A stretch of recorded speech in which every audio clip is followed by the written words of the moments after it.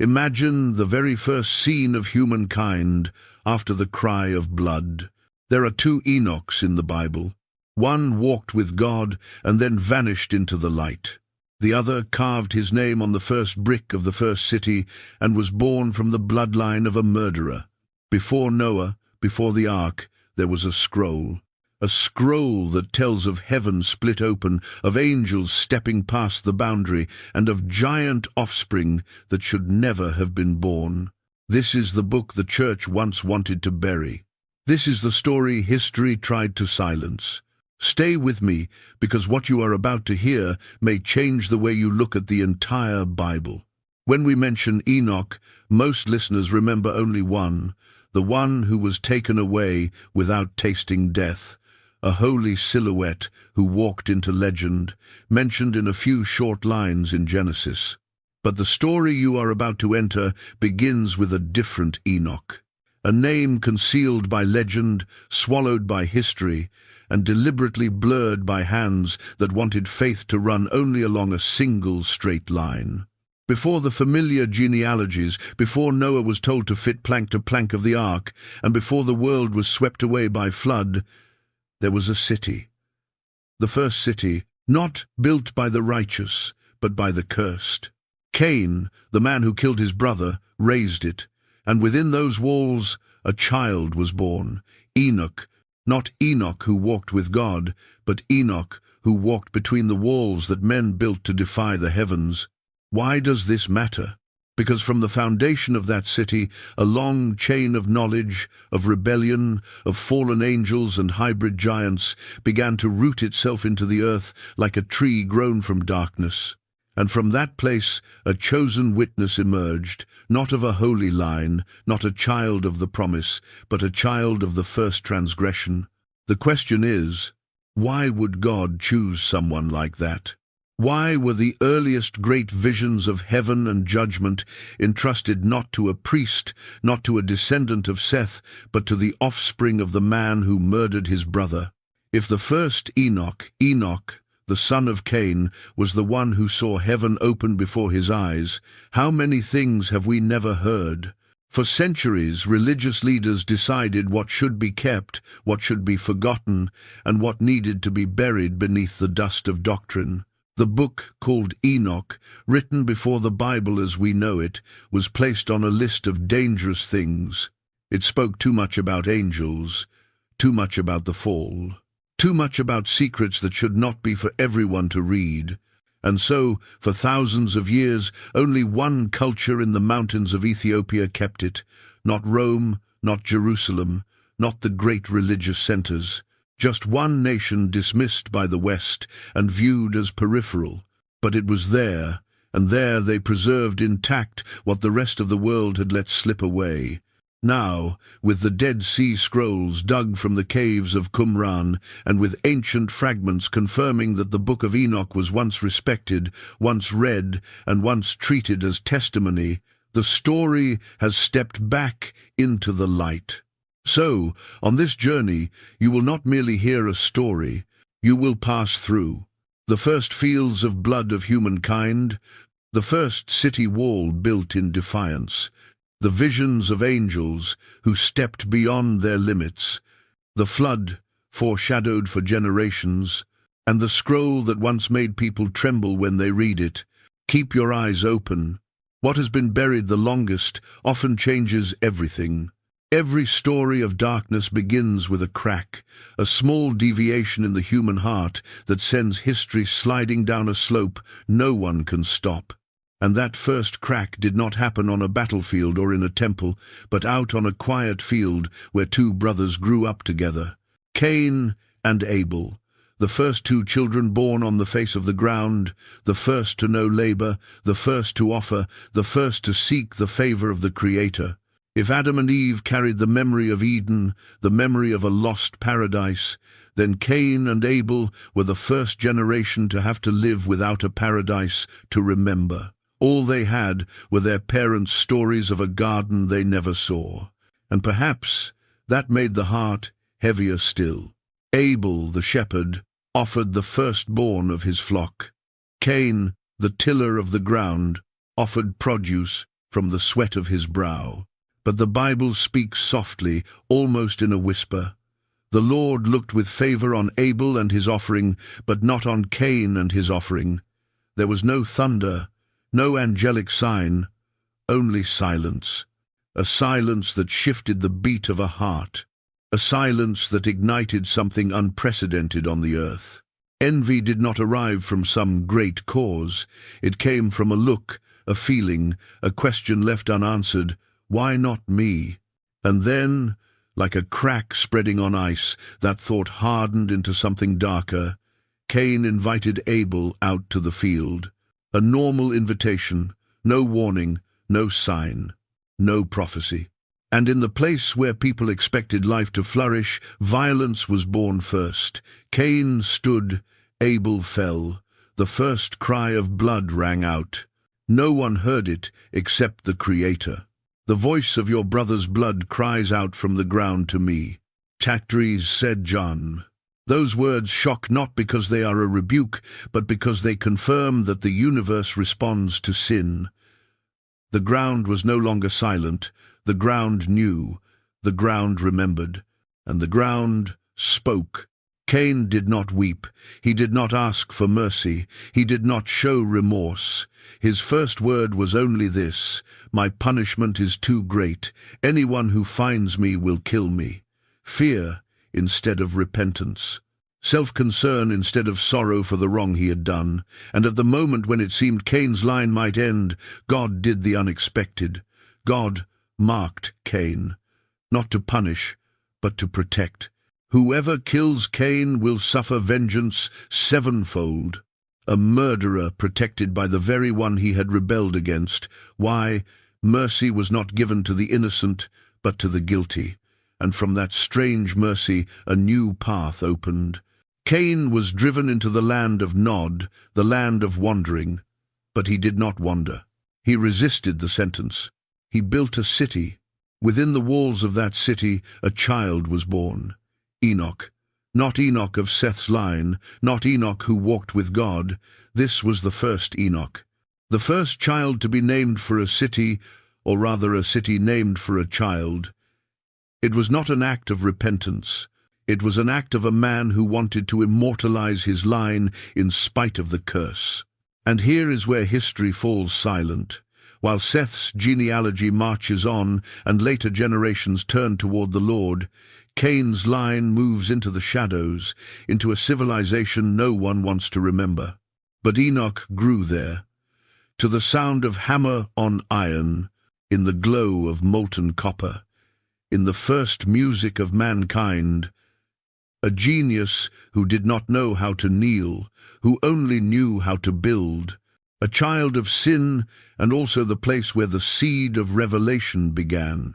Because before the angels fell, before the giants rose, before the flood erased the face of the earth, there was a witness to it all. And he was the son of Cain. What happened after the cry of blood shaped all of humankind. Cain left Eden not as one hiding in the woods, but as a heavy shadow dragging his curse behind him. Every step he took seemed to drag Abel's blood across the earth. People expected him to vanish into the desert. They thought the pronouncement that he would be a wanderer would seal his fate. But Cain was not like those who know how to fear. He resembled those who never accept judgment. And when such a man is driven from paradise, what he erects is never repentance. It is defiance. Soon after he entered the land of Nod, Cain stopped. The Lord's word that you will be a wanderer was not etched into his marrow as it was into the sentence. Cain refused his destiny. He set down the first stone, then another. Walls rose, rough and crude but meaningful. For when people are pushed away from where they belong, they try to build another Eden, an Eden built by their own hands. No God, no law, only their own will. This was the first city in human history. No altar, no prayer, only the sound of stone on stone, metal on metal, and at night the forge fire lighting Cain's face as if he were reforging his own destiny. And Cain named the city for his firstborn son, Enoch. a child born in the shadow of sin, but whose name became the city. That reversal was not accidental. It was the legacy Cain wanted to leave. I am cursed, but my child will grant immortality to my line. Within the new walls, Enoch opened his eyes. He did not hear angels. He did not hear Adam and Eve's memories of Eden. He only heard the bellows on metal, men arguing about how to raise a building, how to drag a beam, how to master the land. And here a strange thing happened. Civilization began not from what was holy, but from what was cursed. Jabal, the first to organize livestock and turn movement into an economy. Jubal, the first to stretch strings and hollow pipes and make music. Tubal-Cain, the first to invent metallurgy, forging bronze and iron from fire. Those names are all of Cain's line. The history of music, of metallurgy, of animal husbandry began with the family of a murderer. A terrifying paradox. Progress born from sin. Civilization birthed by rebellion. And the city was not built on a holy foundation, but on the determination never to bow. Enoch grew up among those sounds. People expected a child born in sin to be a destroyer, but he was not. Enoch watched, he learned, he recorded. He walked the first streets ever paved on the earth and felt a new power in humanity, the power to make. No longer constant fear of snakes, of hawks, of strange noises. The city was where man could impose his order on nature, but it was also where they forgot the giver of life. At dusk, when the forge fire stained the stone wall red, Enoch would often stop, not to admire the work, but to listen. There was a silence none in the city noticed, a silence like the earth itself, drawing a long breath. And in that silence, Enoch began to see other things. Progress could not fill the emptiness. The hammer's rhythm could not bridge the distance between humanity and heaven. The first city could defy the curse, but it could not rebuild Eden. And Enoch, the child named for the city, felt that more keenly than anyone. He saw everything humans could do, build, forge, craft, sing, but he also saw a dark space between the wall and the sky, a darkness no one bothered to look into. The rise of humanity did not start with seeking God. It began with proving they could exist without him. That was greatness. That was pride. And that was the soil on which the greatest tragedy was about to be sown. For when men build walls to stand against the heights, those above will look down. And from that distance another gaze began to watch Enoch. A gaze not from the earth, but from the heavens. A son of the cursed who grew in splendor, Enoch began to ask himself where he belonged. He wondered if the first city on the face of the earth was truly his home or merely a tomb of stone. He walked among the walls his father built, saw human glory rising from a curse, yet he did not feel the joy everyone in the city boasted about. That glory did not soak into him. It slid past like a flash of fire on metal, bright, then gone. People assumed Enoch would become the prince of the city of Enoch, the heir to Cain's ambition, who would elevate this early civilization to new heights. But from childhood he knew he was different. The smiths rejoiced when the forge flared. The herders rejoiced when the flocks multiplied. The string players of Jubal lost themselves in new melodies. Enoch did not. No fire warmed him. No music satisfied him. No achievement made him whole. He did not belong wholly to Cain's line, and he did not belong to Seth's line either, the line that still held some reverence, some upward glance toward the one who had made them. Enoch grew in a world with no liturgy, no worship, no prayers. There was only knowledge, craft, power, and the long shadow of Cain over every generation. But deep inside him, like an ungiven seed, he began to long for what his family had lost long ago, the presence of the Creator. No one taught him to pray. No one told him that he could seek God. No one recounted Eden to the second generation of Cain's line. yet sometimes the things not said ring the loudest. Enoch felt that emptiness ever clearer, especially when night fell. The city, loud by day, grew strangely quiet at night. When the fires died down, when the hammers fell still, when the strings no longer trembled, Enoch saw its true core. A city erected by fear and defiance, not by hope. He began to go out. At first it was only curious footsteps, then it became a habit. At night, Enoch would quietly slip out of the city gate or climb the highest walls where the noise of civilization could not reach. There he would look up. The sky spread out above him. The stars were scattered like glints of metal, but not the metal Tubal-Cain forged, rather the metal of heaven. He did not know what to say to the sky. He did not know where to begin. He did not know whom he was looking for. Yet he stood there, silent, waiting, sometimes for hours, sometimes until dawn.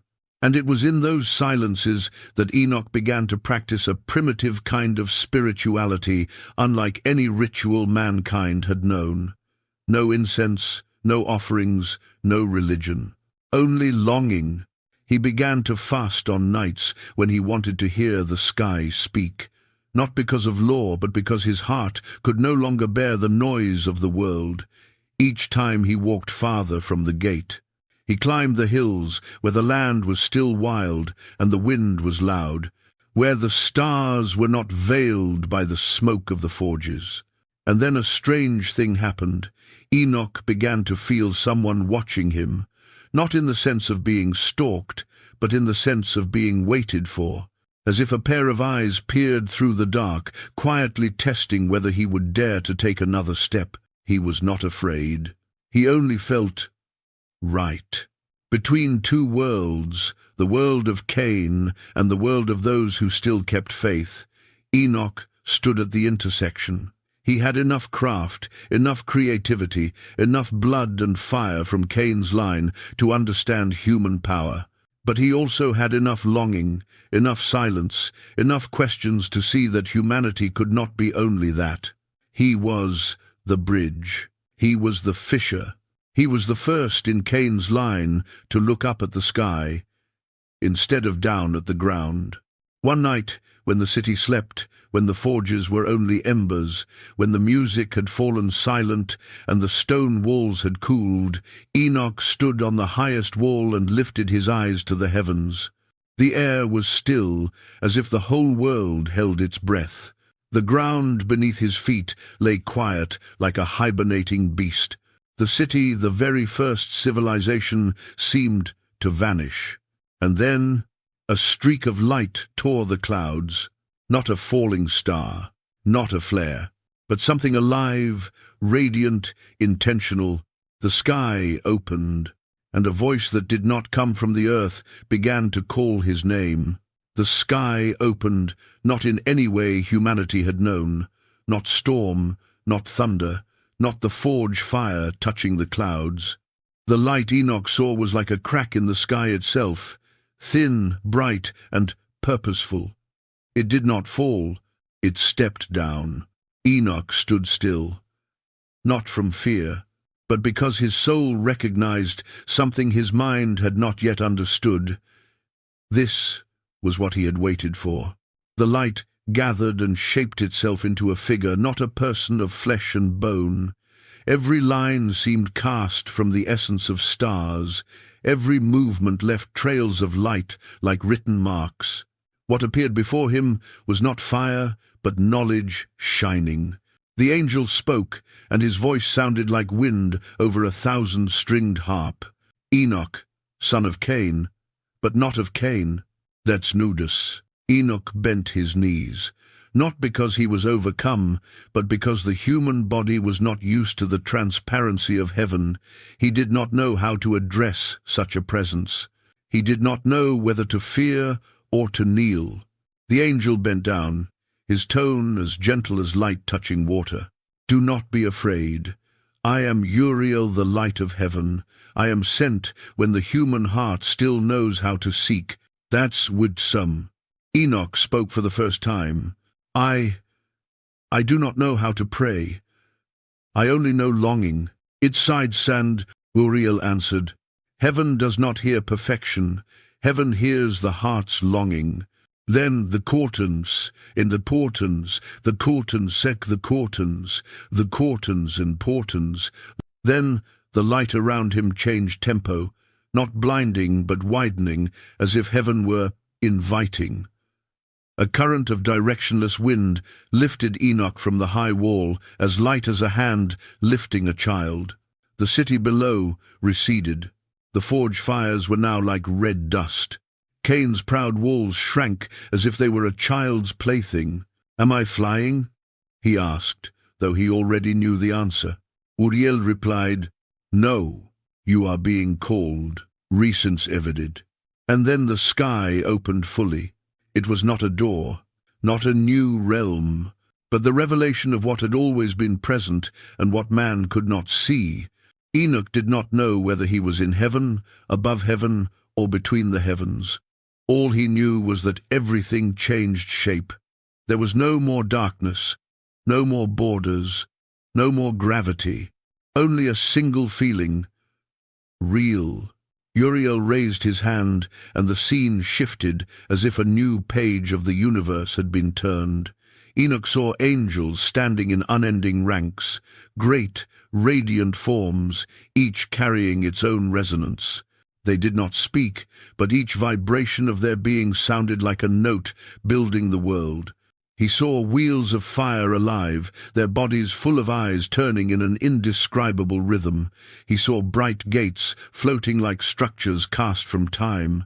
He saw libraries not of stone but of light, where countless scrolls moved as if breathing. Uriel led him deeper. Enoch, this is where knowledge does not die, where the universe is written before it is created, where every soul is weighed, every kingdom decreed, every star called by its true name. Its sight, Enoch could not blink. Every time he tried to turn his head, he saw something beyond language. Tablets of history not yet happened, lines of light like characters in flight, shadows of ages to come. Why? Am I shown all of this? He asked, his voice trembling like a string touched by wind. Uriel touched his forehead lightly. Because others built walls, you searched the sky. The beast of maced, 90 nivers really amotes. Then, without warning, the whole scene shifted hue, from the white light of glory to a deep blue like the heart of the sea. Enoch saw other forms, not pure, not upright, not wholly bright, the Watchers. Angels once sent to oversee humanity, who now bore broken light within them. They were not blackened, but they were cracked, like glass struck by a stone. Each crack radiated a different color. Enoch whispered, "What is this?" The Bidyu the teen. Uriel looked at him, his eyes bright but mournful. They were once keepers of mankind, but they looked down too long and forgot to look up. Beside it, the Zoftard. The words sent a chill through Enoch. Uriel continued, "You will be shown what no one has seen, not to frighten, but to record. We're just a better, the Remond of Dusses." The light in Uriel's hand condensed into a scroll not of leather or paper, but of heaven's memory, a material humanity could not forge. He placed the scroll into Enoch's hands. "Write, record, bear witness, for what you see will be a warning for the last generations. Retort the sex-time side, which send we have to sest." Enoch bowed. He did not understand fully, but his soul knew one thing: he had stepped onto a path none in Cain's line had ever taken. Uriel lifted him up, and the light around them began to whirl stronger, preparing to take Enoch deeper into the place where history would open like a shaft of light. And then the angel spoke the key line for the whole journey. "What you are about to see will change the future of humankind." Note, as Uriel led Enoch deeper into the riven sky, the light around them shifted to a cold tone, not completely dark, but dim like flying ash. The brilliance of heaven was gone. Before them was a sight that silenced even Enoch's soul. Glowing figures, taller than any human had ever seen, knelt in a dim light. They were not like the angels Uriel had shown earlier. In them the light was fragmented, twisted, deformed. Threads and filaments of light seemed pulled aside by an invisible hand. Uriel stopped. This is where heaven no longer sings. End would be doogly-doo. Before Enoch was a band of angels, the watchers once sent to observe mankind, to teach them about earth, about sky, about how to live in a new world. But now they did not stand within the ranks of heaven. They stood at the edge of a chasm of light, not fully fallen, but no longer whole. One angel in the group lifted his face. The countenance once as bright as metal, forged by God, now bore cracks like stone frozen and split. When he looked at Enoch, those eyes held no hatred, only a helpless sorrow beyond words. Uriel whispered, "The watchers. They looked down too long, and forgot to look up. It mustn't seinen stools." Enoch felt his throat tighten. "What happened to them?" he asked. Uriel replied, his voice like a solemn indictment. "They were sent to guide, but they looked on mankind with the eyes of desire, not with eyes of mercy. Was they too perverses, as second engines the Rogins?" Then the panorama before him changed not by motion, but as if Enoch were watching history. At the very instant it slipped from its heavenly axis. The watchers first descended to earth. Compared to the people of that age, they were blazing and terrifying. Their light shone through human flesh like an inner fire. Every movement of theirs made the ground tremble, as if bowing. They came as teachers, but they stayed as observers who became enamored with what they were allowed only to see from afar. Then Enoch saw the breaking point. One among them, Samyaza, Uriel named him, stood on a mountainside and watched human women gathering water by a stream. On his luminous face was an expression heaven had never made: desire. Samyaza turned to the other watchers. "Choose for yourselves wives from the daughters of mankind. Let us beget a great generation." And, which mine sevened, the sentence struck Enoch like a blade into the earth. He saw the watchers hesitate. They knew this crossed a boundary. But Samyaza swore an oath that pulled each angel down further. "If any of us does not dare to do this, the curse will fall upon him alone." The 7 to 10s. And the 199 remaining angels agreed, trembling though they were. They severed their covenant with heaven. At that moment, heaven fell silent. Enoch saw the change. Their light twisted, beginning to break into uneven flecks. Their forms became heavier, more material, bound to the earth as if the angels no longer belonged to the sky. Uriel said, "They chose the path of the flesh, and they must live with its consequences." Ones. Then Enoch saw them, the offspring of forbidden unions. Giant beings rose from the dust, hair like night-flowing streams, eyes glowing like hot coals, arms longer than any human proportions.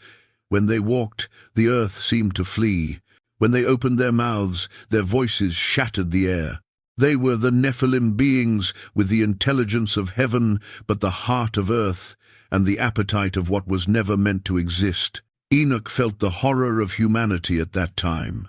Not because they were only strong, but because they knew no bounds. They learned from their fathers how to craft weapons, how to master metal, how to summon the dead, how to read omens from the stars, things heaven had ordained for a far later age. The world fell out of balance. Mankind panicked. The land cried out. The angels wept too, but they could not take back what they had given. Enoch turned to Uriel. "So, will they be forgiven?" Second, Uriel shook his head, his eyes shining with heavenly sorrow. "No, angels are made of knowledge. When they sin with absolute knowledge. There is no accident." Was in James. Then Uriel looked at Enoch. "And you will record it all. For one day the secrets they sowed in the earth will rise again.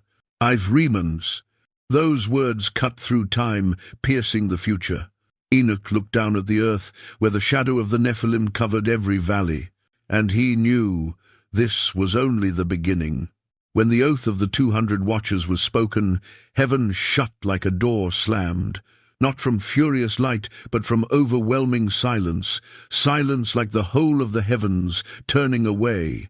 And under that silence, what no one on earth had imagined began to take shape. Enoch saw the scene through the vision Uriel showed him. Angels, heavy as if dragged down by invisible chains, coming to the daughters of men. Not in the glory of angels, but within the darkness of desire. Their light, once a pure flame, had become something like a wayward fire, beautiful but dangerous, brilliant but distorted. The women were enchanted, some by the irresistible splendor, some by power, some by fear. Uriel did not describe it in words, but Enoch saw the truth. Those children should never have existed. Then, the turning moment of human history began. Women became pregnant at a rate not natural to humankind. Their bellies swelled faster than normal, the heartbeats of the children within beating like war drums. At birth, the ground beneath them shook. And then, the first hybrid child of angel and human opened its eyes. Not the eyes of an infant, not the eyes of an angel, but eyes too old, too deep, too knowing. Nephilim, the fallen ones, the ones who cause others to fall. Enoch watched that child grow in months, what others grew in many years. Their height soon exceeded every human limit. Arms long, bodies solid, bones thick and filled with a strength no one could explain. But the most terrifying thing was not their power. It was their hunger. Uriel spoke softly, as if even the words might tear the world. They are hungry for what heaven did not give. Kundadid disabot. They ate many times more than humans. Then 10 times more. Then 100 times more. They consumed livestock. Then they consumed the produce of the fields. Then, when the land could no longer sustain them, they consumed humankind itself. A vision tore horror into Enoch's heart. Nephilim as tall as stone pillars crossing a valley, moving amid screams. Not the roars of beasts, but the low, heavy voices of beings with angelic intelligence and hearts never shaped by God. They did not merely slaughter, they ruled. Uriel's voice rang out, metallic and hard. They see themselves as kings, but they are a disease. This Rikustadtan's Reese. Enoch saw people worshipping them, from slaves to devotees, from fear to veneration. People set up statues on hills and altars at their feet. The Watchers taught humanity sorcery, poisons, charms, how to read the stars, to manipulate fate. Heaven did not give such things, but the earth accepted them. Then the world began to crack. Crops withered. Animals became malformed because of the Watchers' experiments, breeding beast with beast, species with species. Rivers took on the color of molten metal. People killed each other for power, for the favor of the Nephilim, for the teachings of the Watchers. Uriel raised his hand, and the scene spun like a storm of memory. Enoch saw a city crushed by 2 Nephilim fighting for territory. He saw great trees uprooted like weeds. He saw women crying in the dark, carrying children not belonging to humankind. He saw the Watchers, now looking like beings torn from heaven, standing on mountaintops, teaching people spells to call up the dead things forbidden since Eden. Enoch asked, "Did no one stop them?" Was the said. Uriel looked at him, his gaze heavy as the sky before a flood. They were stopped. But people wanted it, and the angels taught them too much. It is Rhodes the text great sound. Then Uriel took Enoch to the most dreadful scene, a wasteland. The ground cracked like the skin of something burned. Corpses lay in heaps. In the midst of it stood a giant Nephilim roaring with hunger, eyes red like a dying sun. The most painful thing was not their strength, It was their bottomless loneliness, creatures never designed to live, never given a stable soul, never meant to exist. Uriel whispered, "They are hungry because they are empty. No creature can fill the emptiness of a soul that was not breathed into by God. Is Christum?" And then Enoch saw the last thing, the thing that made his heart clench. The Nephilim began to eat each other, not out of hatred, but from an instinct of self-destruction. A generation consuming itself. Enoch covered his face. Is there no hope left? Todeas, readers, Uriel placed a hand on his shoulder. There is hope, but not for them. Descend. Bright winds swirled around the two of them, ready to carry Enoch to another scene he would never forget. Water rising from the deep, and the heavens gathering into a storm of wrath. Uriel said, "To save the earth, first what does not belong to the earth must be washed away, which seas and tegded iron, which come to good in the tegded iron." There was no anger in Uriel's voice, only immeasurable sorrow. The cycle of history had reached a point of no return. And when Enoch saw the shadow of the impending disaster, he knew a new chapter, the chapter of judgment, was about to open. Enoch stifled his voice, then stepped between angel and sinner to plead, not because he sympathized with the watchers, nor because he feared their power, but because his heart, though born from Cain's blood, still ached at the sight of a creature separated from heaven and burned by its own inner light. Uriel led him to where the watchers waited, no longer proud, no more dazzling light from the day they came down.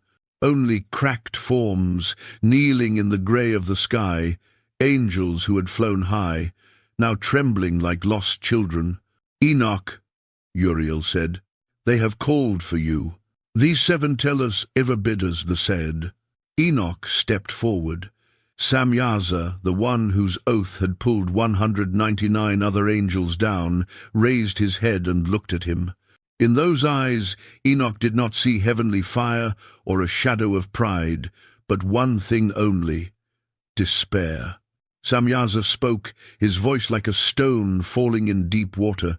"O chosen one, carry our petition before the Most High. Beg him, do not leave us in the abyss." Was I. Enoch wanted to step back. Who could stand between heaven and the sin of angels? But he knew why he had been brought. He was the voice from the earth, the human witness, the only one who had seen both the darkness on the ground and the light of heaven. He took the petition scroll from Samyaza's hand. It was not paper or skin, it was written in their torn light.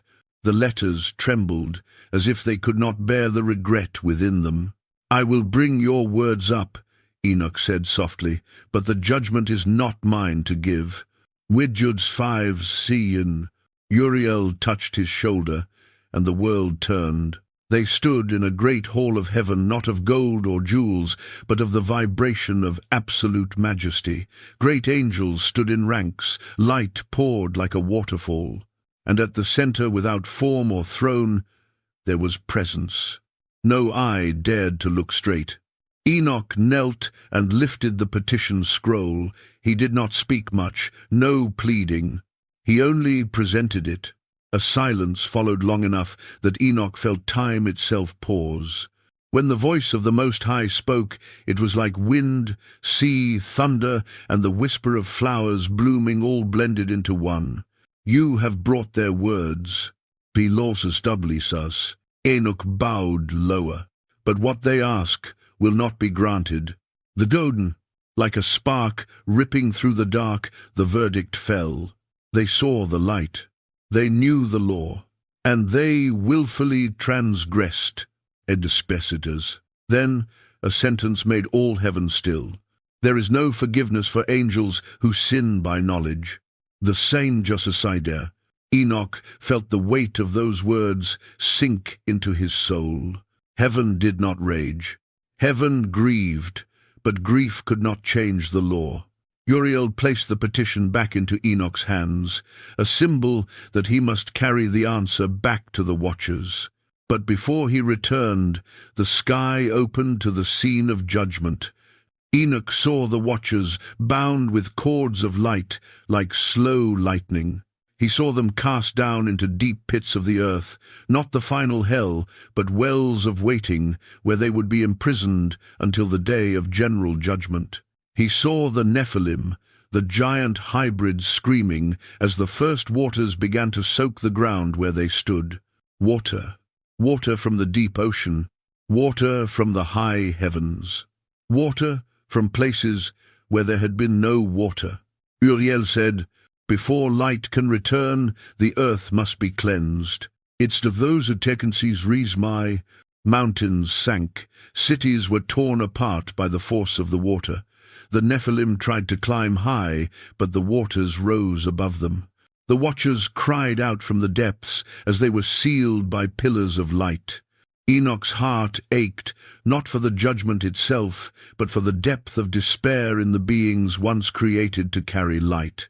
He whispered, "Is there no other way? Desire be endured themselves." Uriel answered, his voice without hardness, "Only the sorrow of heaven, there is another way." But they chose. Roge of veils. Enoch was brought back to the watchers.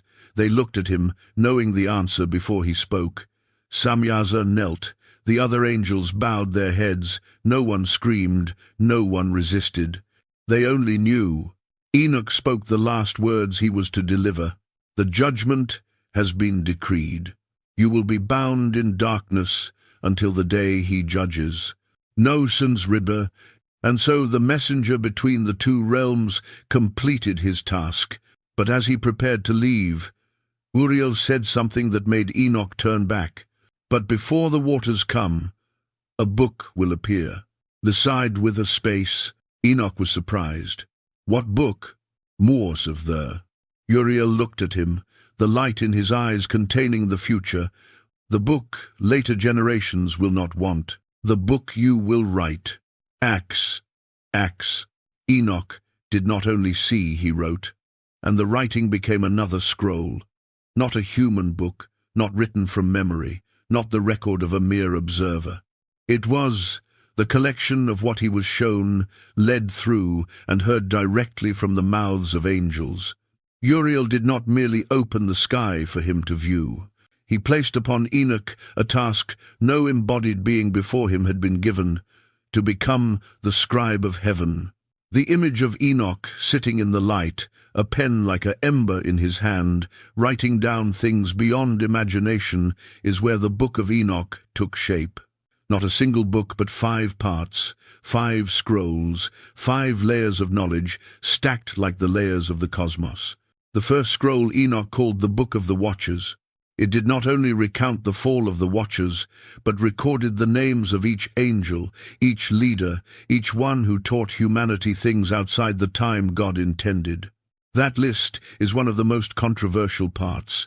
Names such as Samyaza, Azazel, Arachiel, Shamziel, names that traditional theology prefers not to speak. Enoch recorded them from their own voices, not to glorify them, but to provide evidence in the heavenly court. This scroll reads like the universe's indictment, exposing the origin of sorcery, war, and the forbidden arts humanity learned too soon.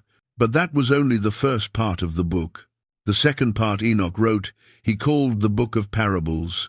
This scroll makes later scholars tremble because it speaks plainly about a figure the religions of Enoch's time had not yet learned to name: the Son of Man.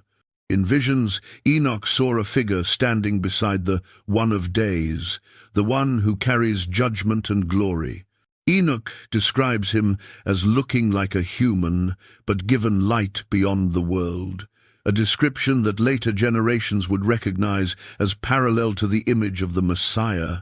In the passage often compared to what is labeled Enoch 46, Enoch writes that he saw one who looked like a human step forth among countless lights, called before the One of Days, and the authority of judgment was given into his hands. Was me just wit? Not a literal quotation, but enough to see why that scroll became the center of religious controversy. It foretells a savior from an age when that concept had not yet taken clear form. The third scroll is the strangest, the astronomical book.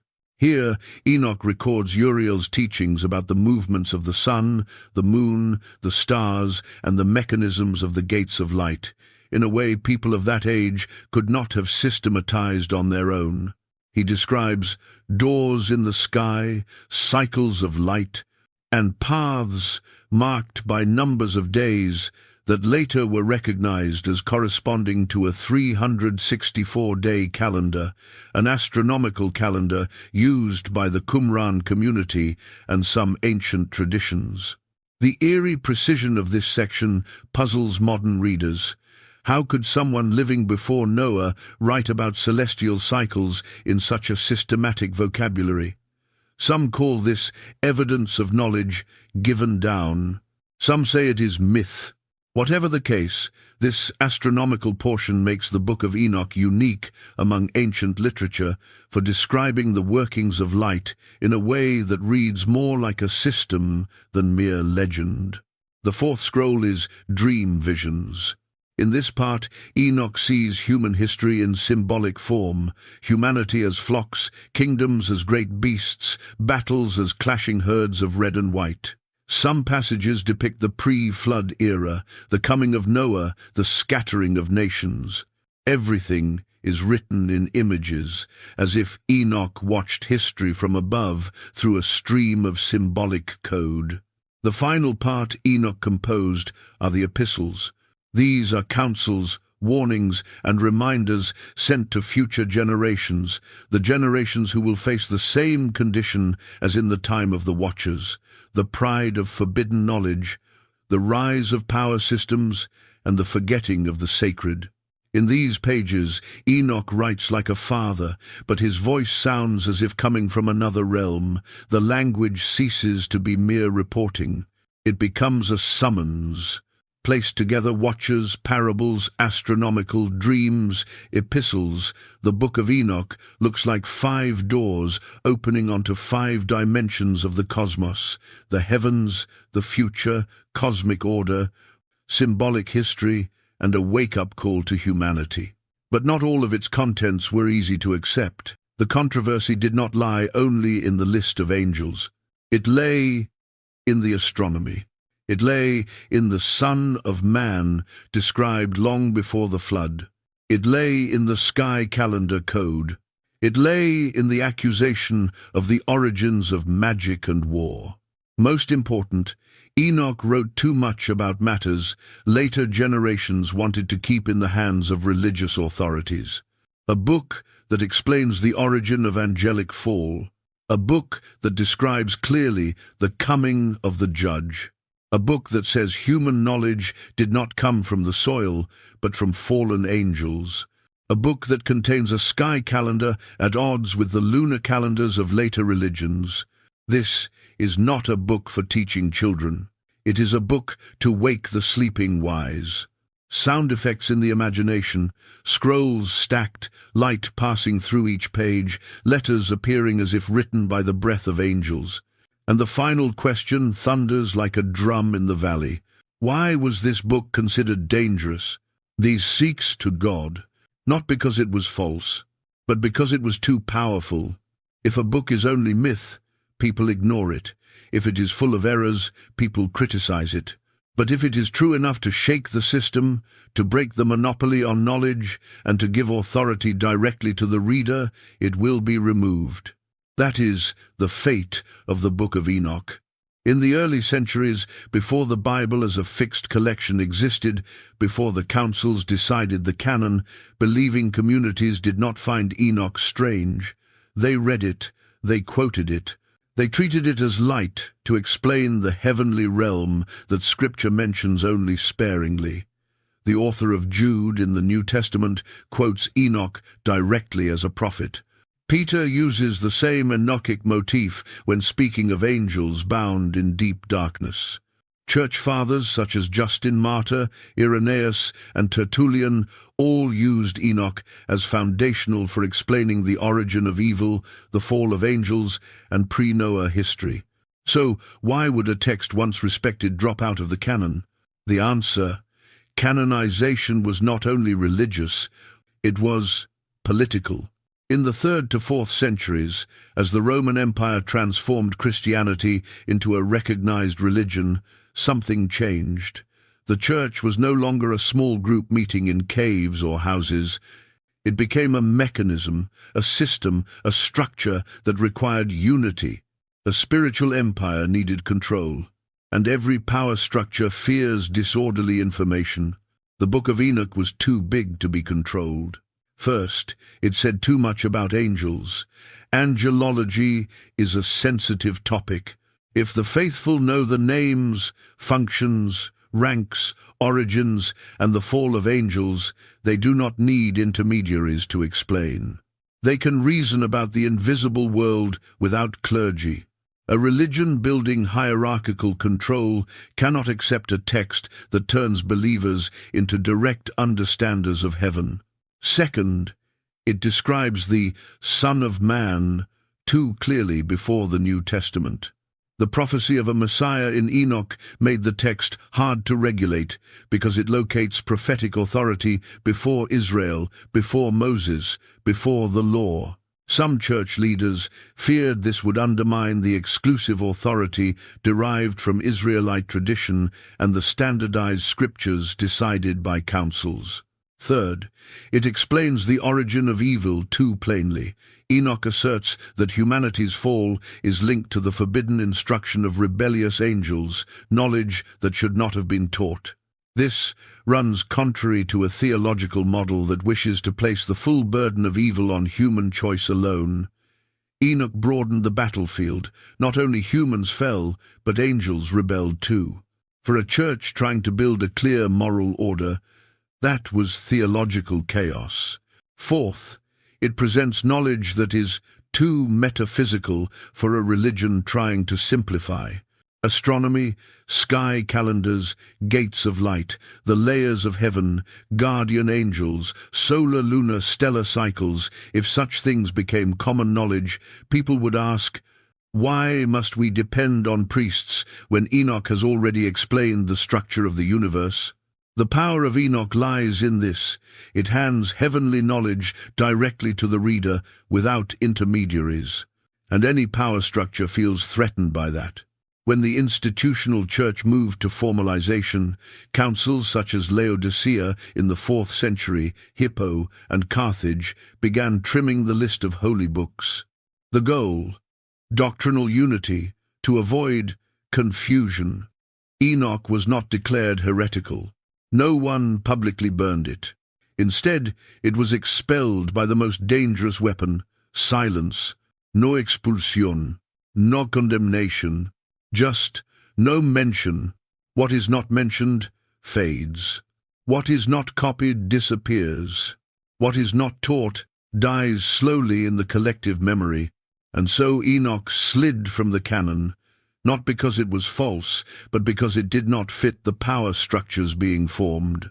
The irony is bitter. The very early followers who quoted Enoch were later sidelined by the system they helped create. The church fathers of the first centuries read Enoch without alarm. But when the church became an institution, Enoch became a threat. Why? Because Enoch does not permit a single class to monopolize knowledge. Because Enoch opens the universe while institutions require boundaries.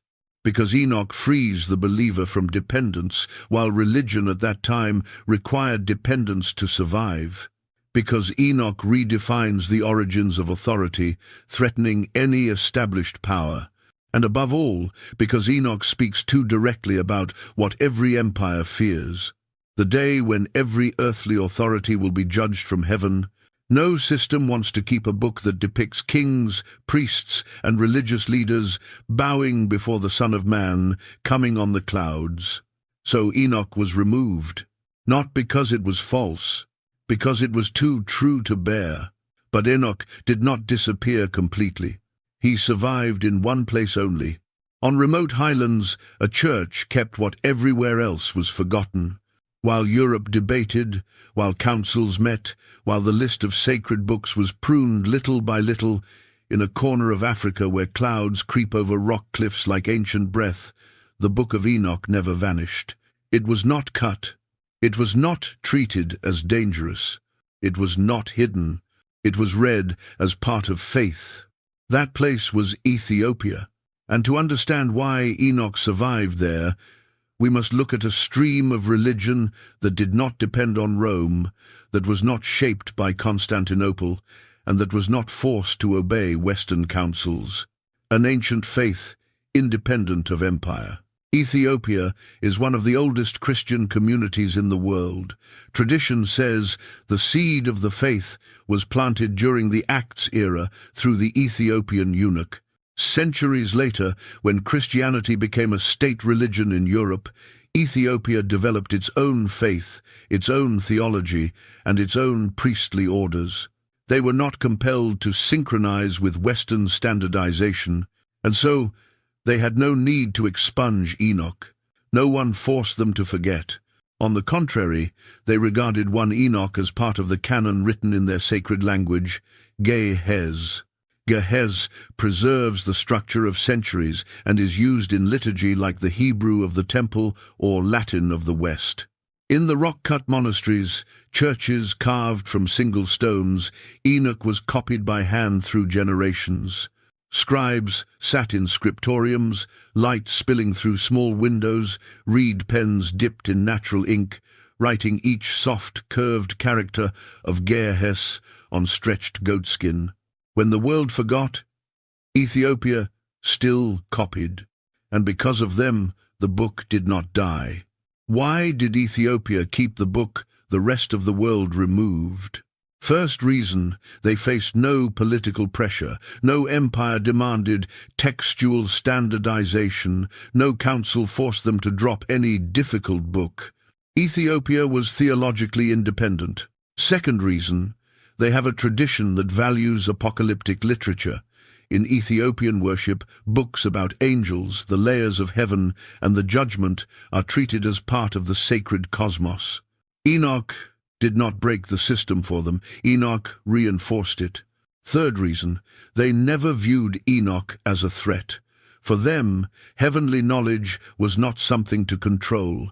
It was part of the ancient spiritual treasury. While the West feared that angelology might create division, Ethiopia regarded it as treasure. Gradually, the whole world forgot. Only Ethiopia remembered. Then, in the 18th century, one European saw what no one believed. In the 1770s, the Scottish explorer James Bruce set foot in Ethiopia. He had not gone looking for Enoch. He only wanted to find the source of the Nile. But what he brought back was not water, but fire. 3 complete manuscripts of Enoch in Ge'ez, intact. When Bruce took them to Paris, London, and Berlin, European scholars laughed. Impossible, they said. This is Ethiopian legend, which Agulus sighed. They made it up, O Grecus regens. But Bruce insisted. Ethiopia had kept the book the world had lost.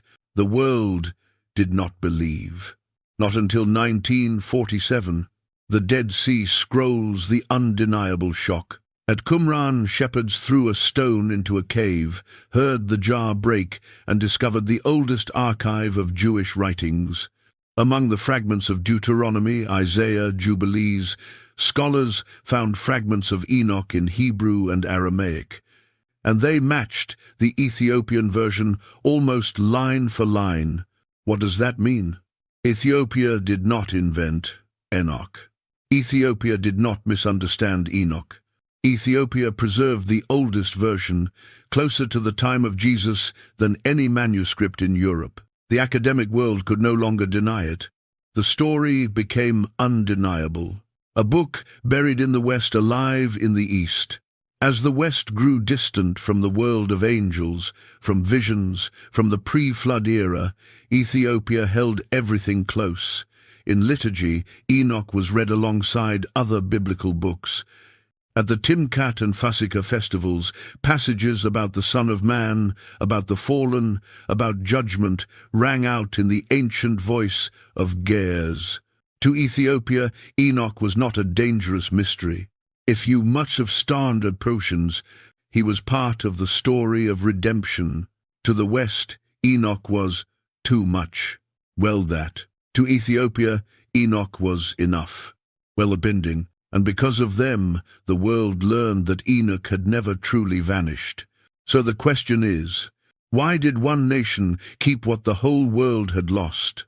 The answer comes in the next chapter, where we look at the intersection of the three major religions of the earth, and why Enoch appears mysteriously within Judaism, Christianity, and Islam.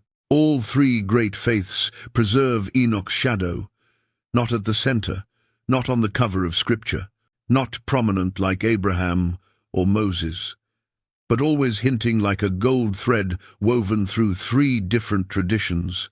It is strange that a figure who appears in only a few lines of Genesis becomes a symbol in Jewish, Christian, and Islamic theology, as if he vanished from the earth, but never from the sacred memory of humanity. In Judaism, Enoch is the mystery that opened the door to the Second Temple era, the age of apocalyptic literature, the age of the Qumran scrolls, the age of texts that describe the angelic world in ways no longer found in the Hebrew Bible. The skins discovered in the caves at Qumran tell of Enoch as one taken up to see the architecture of the cosmos, the paths of the sun, the cycles of the moon, the names of angels who guard the gates of light. For the Essene communities living in the desert, Enoch was not a simple ancestor. He was the scribe of heaven, the one who wrote down what the angels spoke, the one who connected heavenly law and human history. And in mystical Jewish texts, Enoch becomes associated with the name Metatron, an angel who stands nearest the divine throne. Not all scholars agree this is the same figure, but that image shows Enoch moving beyond human categories into the divine realm. In Christianity, Enoch's shadow becomes a motif. When the author of Jude quotes a prophecy of Enoch about the Lord coming with countless saints, readers at the time were not surprised because they knew Enoch from Jewish tradition. When Peter speaks of angels bound in darkness, his listeners recognized the Enochic source. For the early church, Enoch provided a foundation for understanding the fall of angels, judgment, and the Son of Man, an image later central to the teaching of Jesus. Justin Martyr, Athenagoras, Irenaeus, Tertullian, they all appeal to Enoch not as folklore but as part of a larger framework that Christianity used to explain the world. To them, Enoch was the first to be taken up, a shadow of ascension, a reminder that not only great heroes can draw near to God, an obscure person can be raised simply because he listened. In Islam, Enoch appears under another name, Idris. The Quran mentions him briefly but with special regard. He was truthful and a prophet, and we raised him to a high station. Islamic tradition expands that image. Idris is seen as the first to write with a pen, a seeker of the stars, a receiver of knowledge directly from angels. Some Sufi teachers even call him a master of hidden knowledge, one who experienced spiritual ascent before Muhammad. In the Islamic picture, Idris becomes the model of one who not only lives faith, but understands the structure of the heavens, one who is led upward to see what ordinary people are not permitted to see. The interesting fact is that all three traditions, though they disagree on many points, preserve a common thread. Enoch is the one who crosses the border between the human and the holy. In Judaism, he steps into the angelic domain. In Christianity, he becomes a sign of resurrection and ascension. In Islam, he is raised through the heavens as a man of wisdom. No religion makes him a central figure, but all view him with cautious reverence, as proof that a human can go beyond ordinary destiny. Perhaps that is why he appears in three religions, three cultures, three worldviews. Enoch is not the symbol of one people. He is the symbol of a universal question: can a human come closer to the divine? Can righteousness, seeking, and the deepest longing of the heart open a way others do not see? And if one person was taken up, what does that mean for those of us still walking the earth? The three religions preserved Enoch's shadow not because he was famous, but because he symbolizes the possibility of ascent. He is the hope that the visible world is not all there is. He is a reminder that truth is not found only in rules and rituals, but in those who truly seek no throne, no conquest. Just walking toward what is right, and a door opens. And the final question, if Enoch lives on in books, in tradition, in the faith of millions, what legacy does he leave us today? Enoch is not merely an ancient figure. He is a lens on the present. Every time the world tips into chaos, when people ask about the origin of evil, about the future of humanity, about what lies behind the doors of science and the ambitions to surpass limits, the story of Enoch returns. Not as a dusty scroll, but as a warning across time. Enoch's influence on apocalyptic thought is perhaps most clear in later traditions. The images of Revelation, angels descending, books opened, the Son of Man among the clouds, judgment on those who sowed violence, echo Enoch across millennia. Enoch described the heavens, the metaphysical beings, the books that record fate, and the early church used those images to shape the last day. If Revelation is the final stage, Enoch is the earlier script. But Enoch's impact goes beyond religion. He reshaped how people imagine angels, not gentle figures in stained glass, but powerful beings with ranks, authority, choice, and the capacity to fall. Enoch is the earliest text to picture angels as a community with will and responsibility, and that paved the way for later angelology and demonology. The idea that demons are fallen angels does not begin with Dante or Milton. It begins with Enoch. And in popular culture, Enoch becomes a current. Angel movies, Nephilim tales, ancient giant theories, video games, supernatural novels, they all borrow Enoch's framework: watchers, forbidden secrets, supernatural knowledge given to humans. That pattern lives on today, in Hollywood, in manga, in games, and even in online conspiracy circles. It is strange.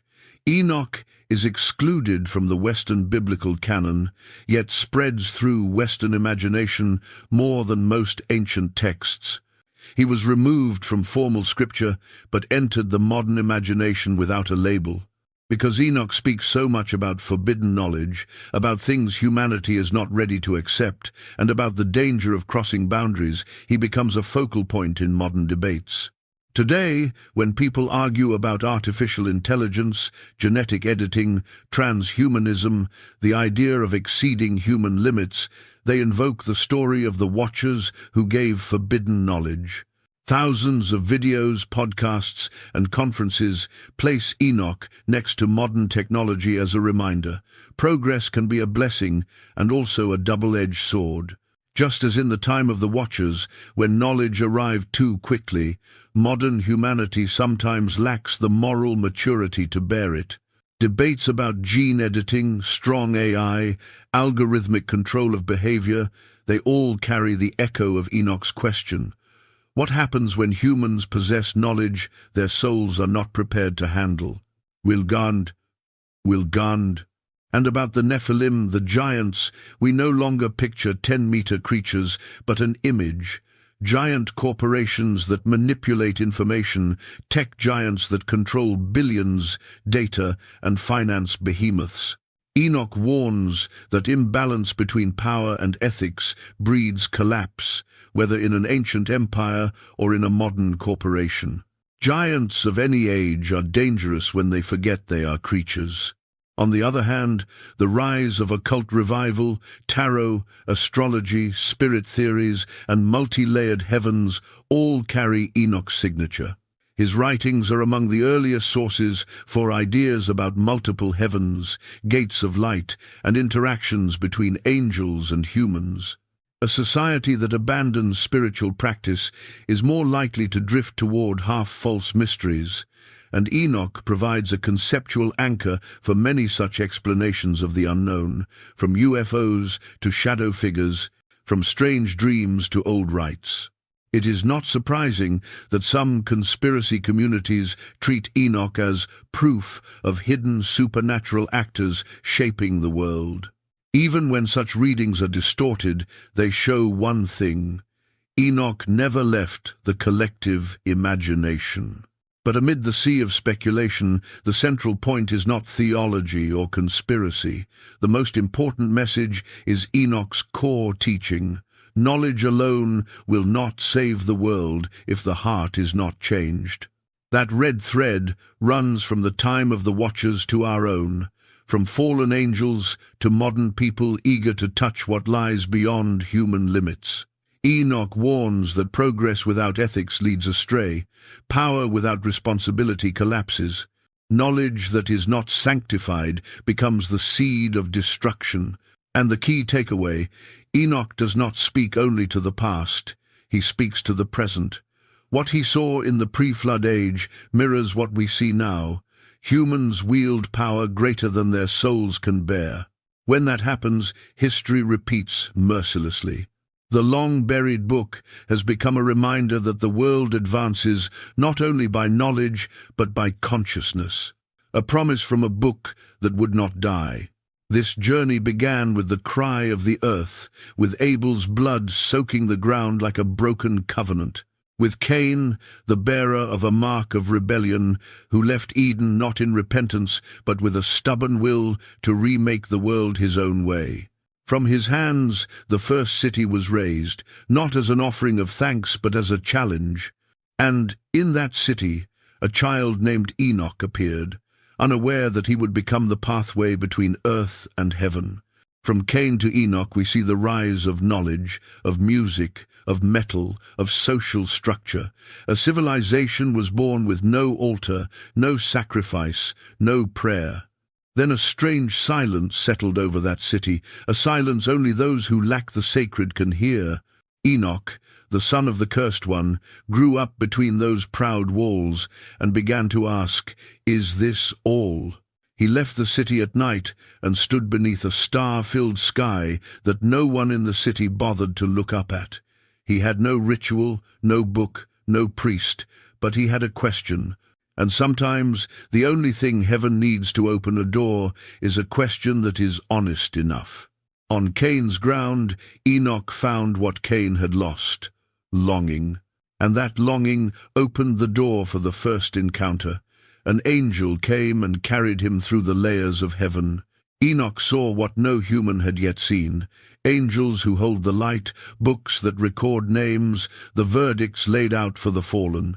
He saw the Watchers' angels sent to teach humanity, who were instead dragged into the abyss of desire by the beauty of human women. They broke the law. They abandoned their mission. They became the first symbol of knowledge misused. Out of that fall came the Nephilim, half angel, half human beings with power beyond moral restraint. They devoured the land, warped the order of things, spilled blood to build power. The world slid off its course. Humans learned sorcery before they learned mercy. They learned metallurgy before they learned compassion. And Enoch, not of the holy line, became the lone witness to the corruption.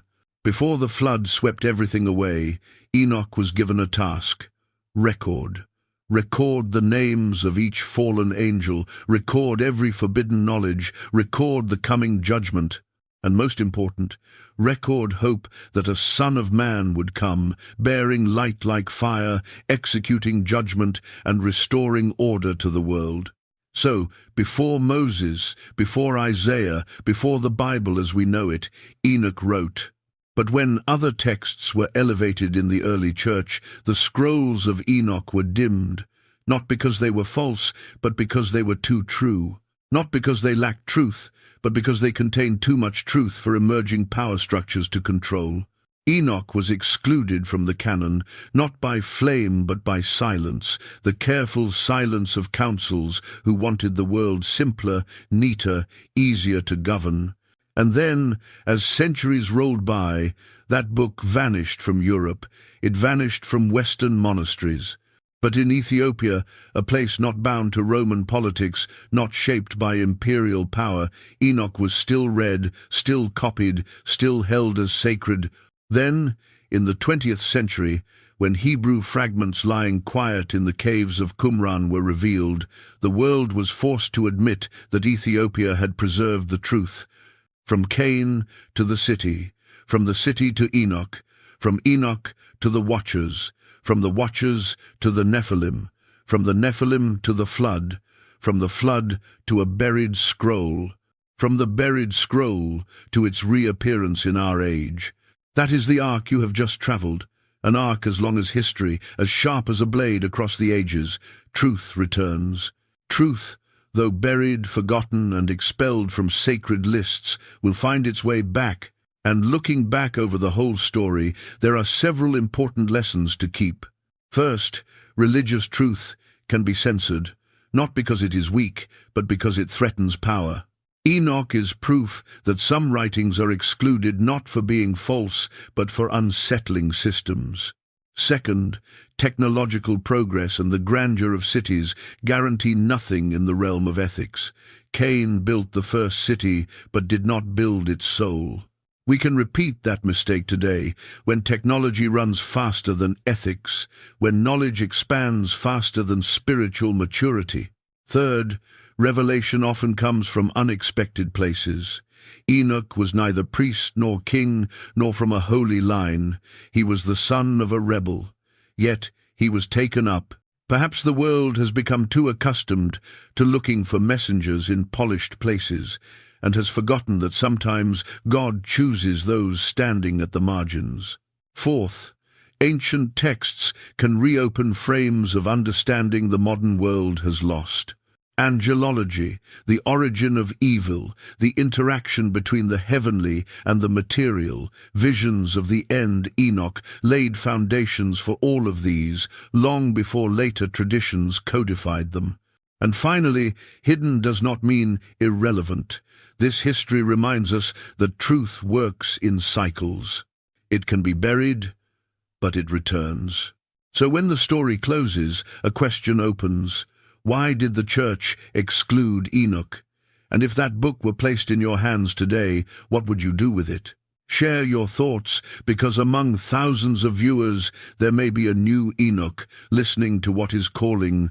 And before we end, keep this small whisper in your heart. Some books are not meant to be forgotten, they are meant to awaken. Well visited.